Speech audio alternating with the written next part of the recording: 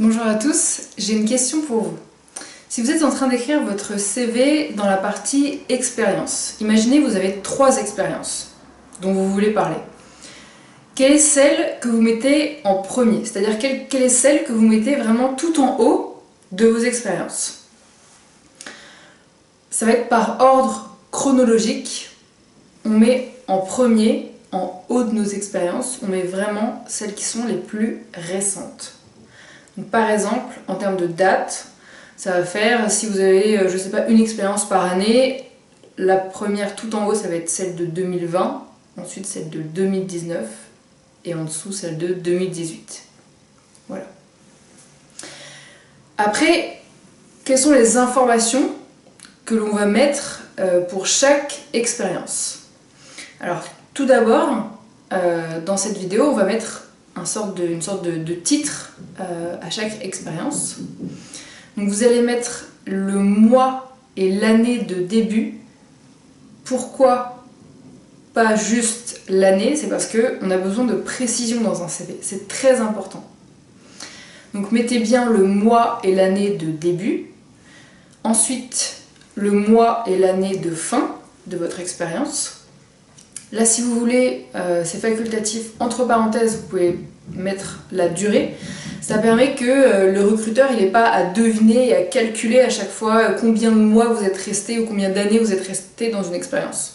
Donc au moins, je vous le dis tout de suite, c'est clair. Bon. Ensuite, je regarde mes notes. Vous allez mettre votre métier, donc la fonction que vous avez occupée, le nom de l'entreprise dans laquelle vous avez travaillé et très brièvement l'activité de l'entreprise. Et ensuite le lieu où vous avez travaillé, c'est-à-dire le nom de la ville. Pourquoi l'activité de l'entreprise? Parce que si vous me citez une grande entreprise, si vous me dites Danone, Coca-Cola, Greenpeace, des choses comme ça, je visualise, c'est des entreprises ou des associations que je connais, donc je comprends où vous avez travaillé. Si vous me donnez des noms comme Summer Corporate, International Tree Business, ou des trucs comme ça, je ne comprends pas ce que c'est en fait. C'est des entreprises toutes petites que je connais pas, dont j'ai jamais entendu parler, et donc c'est pour ça que c'est intéressant de bien expliquer vraiment en 1 ou 2 mots, ou 3 ou 4, l'activité de l'entreprise. Pour illustrer tout ça, alors déjà, je vais vous donner un exemple. Et en plus, vous pouvez après cliquer sur le lien que je mets dans la description pour avoir accès directement à l'article en question sur mon blog.